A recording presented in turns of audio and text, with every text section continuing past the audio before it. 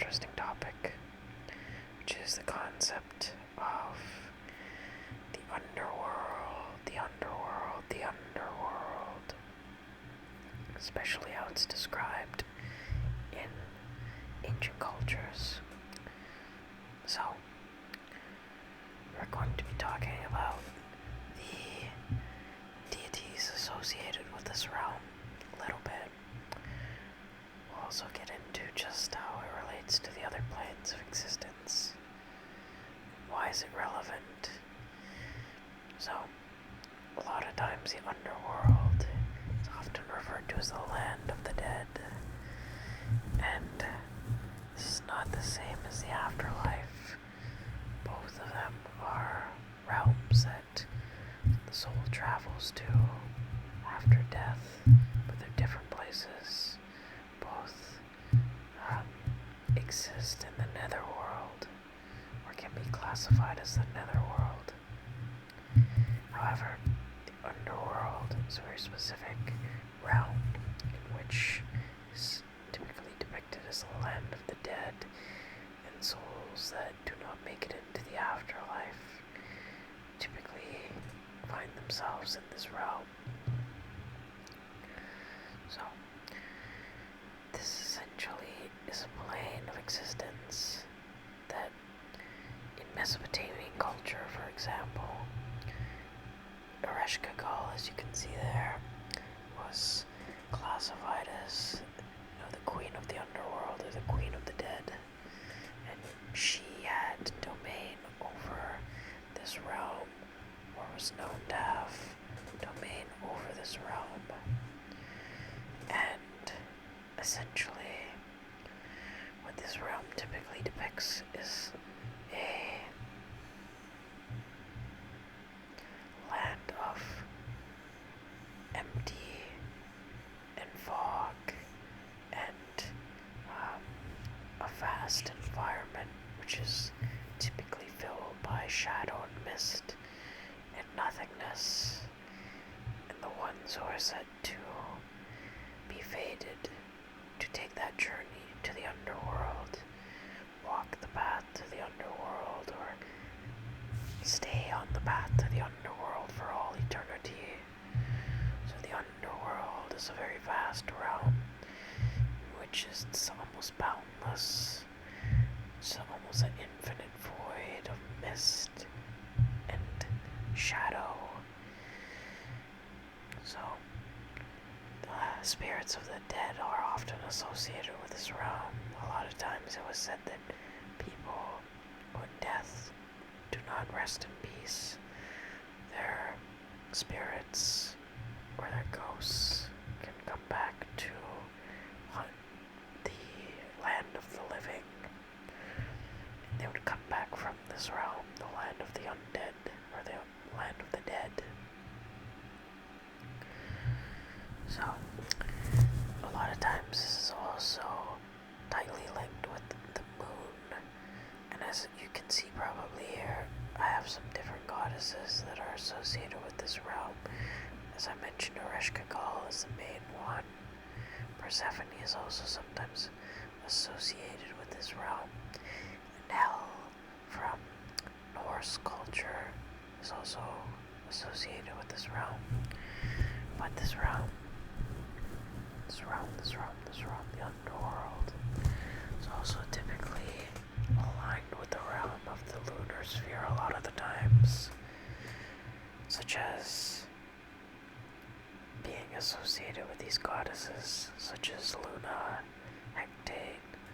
Lilith is not really a goddess, she's more of a demon or malicious spirit, but I put her on the list just because in terms of the moon realm, she is closely linked with a lot of that energy. So, these realms are usually very closely linked together, just due to them being associated with the concept of death and rebirth and the cycle of life and death. So the moon obviously phases unlike the sun. And with that being its nature, it goes into states where it cannot be seen, like the new moon, and states where it's seen, like the full moon. And based on those aspects being represented through it being in a certain amount of illumination, usually energy is decreased or increased during such times. A lot of times they'll say that if one is attempting to manifest something, say they want an increase of something, like, let's say, wealth or vitality, then they should expect that leading to that increase as the full moon approaches, and then a decrease of something else, such as maybe blockages in life or life obstacles as the new moon approaches.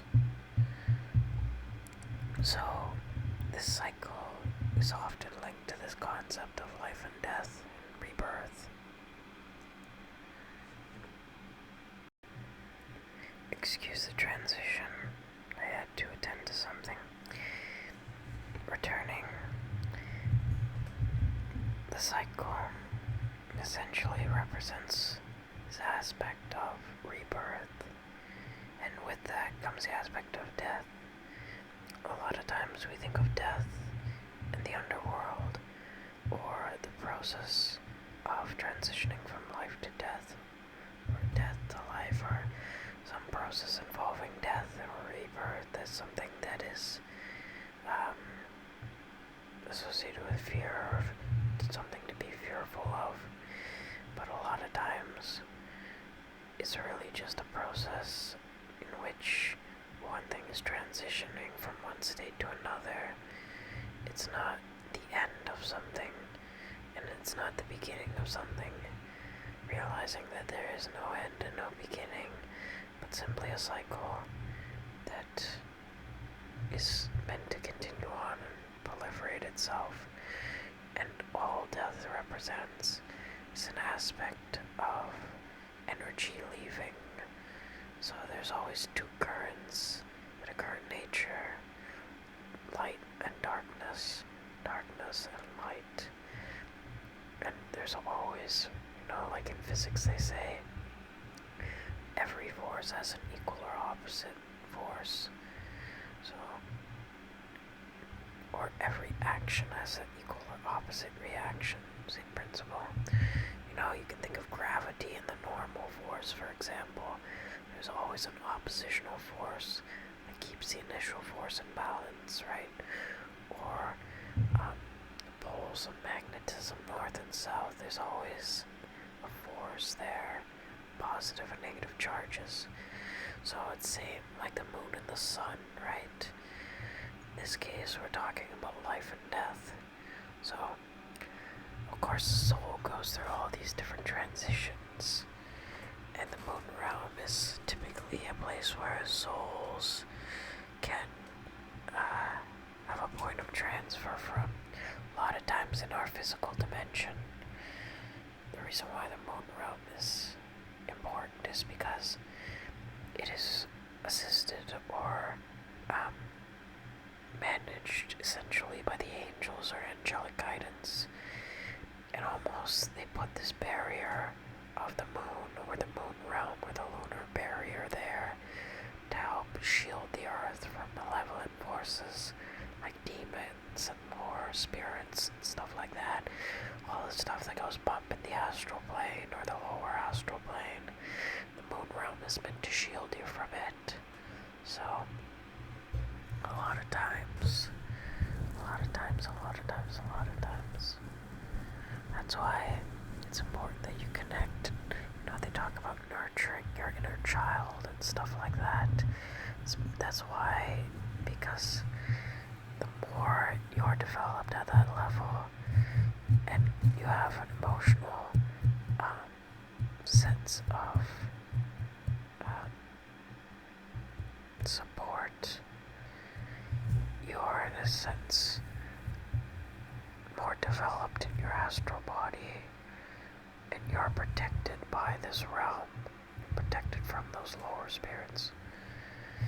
But when one does not have a place where they feel nurtured and supported, then that's where those forces come in that are undesired.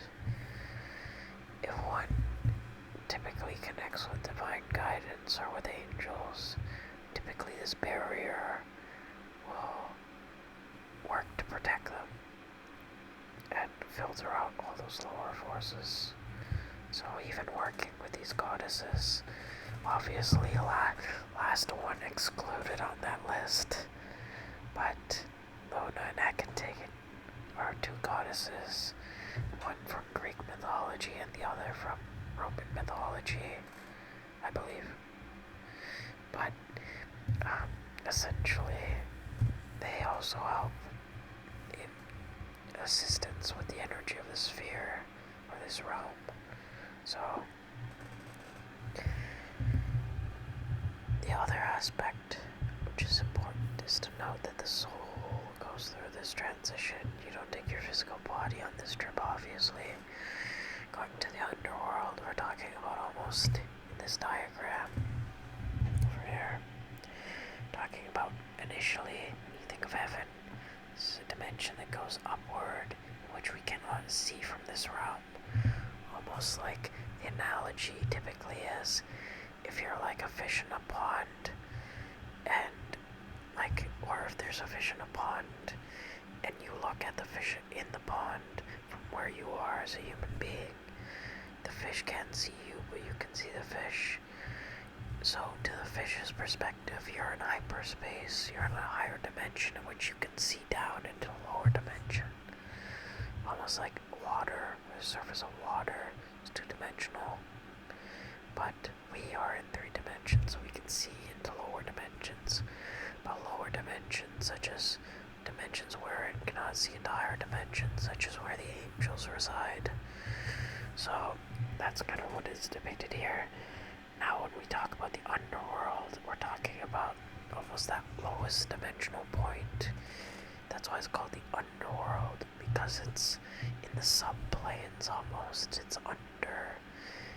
And this has nothing to do with being actually below the earth or anything like that. But we're talking about dimensionally at a level of hyperspace. You're at a lower dimension beneath us. So when the soul goes on to this journey to the underworld, it's like the eternal path, you know. Like in some works of depictions of the underworld in like pop culture, like some TV shows like depict it as like you will spend eternity on the path to the underworld, because like it's a path that is essentially never ending. There's always it's always going deeper, deeper, deeper, just into complete nothing and empty and mist and fog. So that's essentially the basis of the underworld is like, and the soul obviously takes this journey as it goes there. And that is the majority actually of what I have for you on the concept of the underworld. Again, even though this concept spans across a lot of different cultures, it still remains very obscure in the concrete, what they depict it as. Typically, it is depicted with those features as a land of mist and fog, and a land of vast emptiness, typically filled with, an ambience of void or nothing, or just a deep sense of loss or longing for life. So yeah, that is essentially the underworld, the concept of the underworld.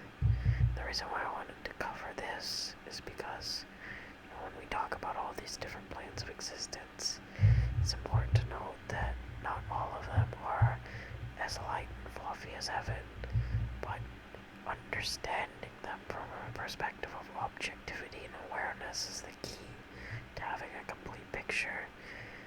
it's easy to go through life and focus on just like, well, I would consider this easy because typically general mindset of individuals is governed toward the negative side, or seeing the negative things are more easily than sitting with positive things. But what is even harder than sitting with positive things is having a viewpoint of pure awareness, of pure objectivity, in which you can see not just a negative, not just a positive, but the whole spectrum, right? So, it's easy to say, oh yeah, I connect with angels, and I connect with the higher realms, and I'm protected by the light. But having that in its perspective of being in relation to all these other forces and all these other realms is important. So just remember that when you have a full viewpoint, then you're really getting the whole story. This has been the Sword of Mercury. I hope you enjoyed this video on the Underworld. Let me know if you want to see more concepts like this in the future. And like, subscribe. Thanks for watching. Comment below if you enjoyed anything, or you just want to talk about some of the concepts in this episode or this video.